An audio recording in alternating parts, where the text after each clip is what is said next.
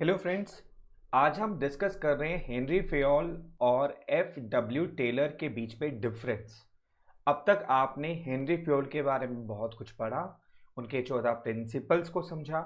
फिर हमने उसके बाद में एफ डब्ल्यू टेलर के प्रिंसिपल्स को पढ़ा, उनकी टेक्निक्स को समझा। आज हम करने वाले हैं दोनों के बीच में डिफरेंस क्या है, ऐसे कौन कौन से पॉइंट है जिसमें हम डिफ्रेंशिएट कर सकते हैं हेनरी फेयोल को और एफ डब्ल्यू टेलर को। देखिए, सबसे पहला बेसिस आता है पर्सपेक्टिव। हेनरी फ्योल का जो पर्सपेक्टिव था, यानी कि हेनरी फ्योल के जितने भी प्रिंसिपल्स थे मैक्सिमम टॉप लेवल की तरफ इशारा कर रहे थे। आपने देखा होगा जितने भी प्रिंसिपल्स हैं वो टॉप लेवल को कंसीडर करते हुए लिखे गए थे, यानी कि उसका सारा फोकस था टॉप लेवल मैनेजमेंट को इम्प्रूव करना, उसकी कैपेसिटी को एनहांस करना।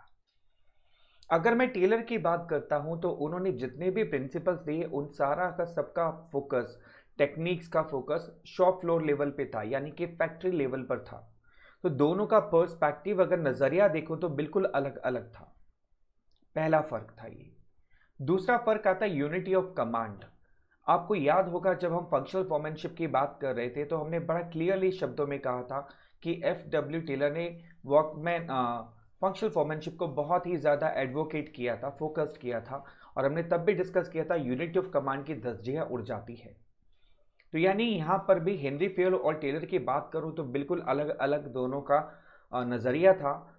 हेनरी फ्योल का ये मानना था कि principle unity of command strictly follow होना चाहिए, जबकि टेलर ने बिल्कुल भी इस प्रिंसिपल को फॉलो करने के बारे में नहीं सोचा और उन्होंने बहुत ज़्यादा तवज्जो दी फंक्शनल फॉर्मैनशिप के ऊपर। ये भी एक पॉइंट है जहाँ पर दोनों में फ़र्क आता है, यानी कि दोनों के पॉइंट नहीं मिलते। तीसरी बात, अगर मैं हेनरी फ्योल के प्रिंसिपल्स की बात करूं, ये यूनिवर्सली एप्लीकेबल है। यूनिवर्सली मतलब आप कहीं पर भी किसी भी ऑर्गेनाइजेशन, चाहे वो प्रॉफिट ओरिएंटेड है, नॉन प्रॉफिट ओरिएंटेड है, चाहे वो जर्मनी है, जापान है, चाहे वो ट्रेडिंग ऑर्गेनाइजेशन है, चाहे वो मैन्युफैक्चरिंग है, चाहे वो सर्विस इंडस्ट्री है, चाहे वो कुछ भी है, सब जगह पर आप हेनरी फ्योल के प्रिंसिपल्स को अप्लाई कर सकते हो। लेकिन टेलर के प्रिंसिपल हर जगह अप्लाई नहीं किए जा सकते। टेलर के प्रिंसिपल केवल स्पेशल सिचुएशन में ही यूज किए जाते हैं, मसलन फैक्ट्री लेवल पर। अगर मैं बात करूं प्रोडक्शन लेवल पर तो केवल वहीं पर टेलर के प्रिंसिपल्स कारगर सिद्ध होते हैं। लेकिन अगर प्रोडक्शन यूनिट नहीं है, ट्रेडिंग यूनिट है मान लीजिए, या फिर सर्विस इंडस्ट्री है, तो वहां पर टेलर के प्रिंसिपल्स बहुत अच्छे तरीके से यूज नहीं किए जा सकते। इसलिए टेलर के जो प्रिंसिपल्स हैं they can be applied in special situation only. अगर हम बात करें बेसिस ऑफ फॉर्मेशन की, यानी हेनरी फ्योल ने जितने भी प्रिंसिपल्स बनाए उन सब में उनका पर्सनल एक्सपीरियंस झलकता है।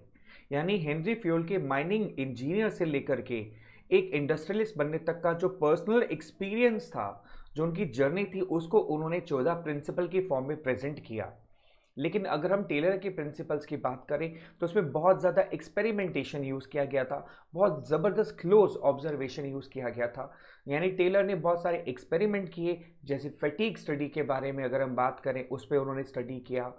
और फैटीग स्टडी के अलावा आप देख सकते हो टाइम स्टडी, मेथड स्टडी, ये सारे एक्सपेरिमेंट थे जो टेलर ने यूज़ किए अपने प्रिंसिपल्स को बनाने के लिए। अगर फोकस की बात करें तो हेनरी फ्योल का फोकस था पूरे एडमिनिस्ट्रेशन को ओवरऑल चेंज लेकर के आना। लेकिन टेलर का जो फोकस रहा वो सारा का सारा फोकस किस पर रहा? प्रोडक्शन को इंक्रीज करने में, सिंप्लीफिकेशन लाने में, टाइम को स्टडी करने में, स्पीड को स्टडी करने में। यानी दोनों का फोकस भी अलग अलग रहा। इसीलिए हेनरी फ्योल को हम प्रोफेशनल पर्सनालिटी कह सकते हैं और टेलर को एक साइंटिफिक पर्सनालिटी कह सकते हैं। साइंटिफिक मतलब जो ऑब्जर्वेशन करता है, जो एक्सपेरिमेंट करता है। तो टेलर की जो पर्सनालिटी है वो साइंटिफिक बेस पर ज़्यादा थी बजाय प्रोफेशनल अप्रोच के। लास्ट डिफरेंस आता है एक्सप्रेशन का। तो हेनरी फ्योल जनरल थिंकिंग झलकती है, जैसे division of work. Division of work ऐसा प्रिंसिपल है जो कॉमन आदमी भी जानता है कि वर्क को अगर हम डिवाइड कर देंगे तो आसान हो जाएगा। तो कहीं ना कहीं हेनरी फ्योल के प्रिंसिपल में एक जनरल थिंकिंग नज़र आती है, जबकि टेलर के जो एक्सप्रेशंस हैं, फीलिंग्स हैं, वो काफ़ी ज़्यादा साइंटिफिक हैं, यानी कॉज एंड इफेक्ट रिलेशनशिप पर बेस्ड है। यानी ये पॉइंट्स है perspective, unity of command, applicability, basis of formation, focus, personality, expression. मैं आपसे ये ज़रूर रिक्वेस्ट करूंगा बेटा कि जब भी आप इनको नोट करें तो जो हाईलाइटेड पॉइंट्स हैं प्लीज़ इसको ज़रूर नोट कर लीजिए। आप जब डिफरेंस नोट्स के फॉर्म में अपने पास बनाएंगे तो ये जो हाईलाइटेड पॉइंट्स आपको नज़र आ रहे हैं ग्रीन कलर में, इसको डेफिनेटली ज़रूर ज़रूर ज़रूर अलग से लिख लीजिए ताकि आप क्विक रिवीजन कर सकें और एग्ज़ाम में ये आपकी हेल्प कर सकते हैं। क्वेश्चन आता है क्या ऐसा क्वेश्चन एग्जाम में पूछा जा सकता है? आंसर इज यस, डेफिनेटली पूछा जा सकता है। और ये जब क्वेश्चन ऐसे क्वेश्चन जब एग्जाम में पूछते हैं तो बच्चों की हालत बहुत ज़्यादा खराब हो जाती है क्योंकि वो एक्सपेक्ट ही नहीं करते कि ऐसा क्वेश्चन भी पूछा जा सकता है। इसलिए प्लीज़ डू दिस, ये आपके एनसीईआरटी में है तो डेफिनेटली डेफिनेटली आपसे पूछा जा सकता है। तो ये पॉइंट्स थे डिफरेंस के Henri Fayol and F W. Taylor's के। चलिए यहाँ पर हमारा चैप्टर भी कंप्लीट होता है। मिलते हैं नेक्स्ट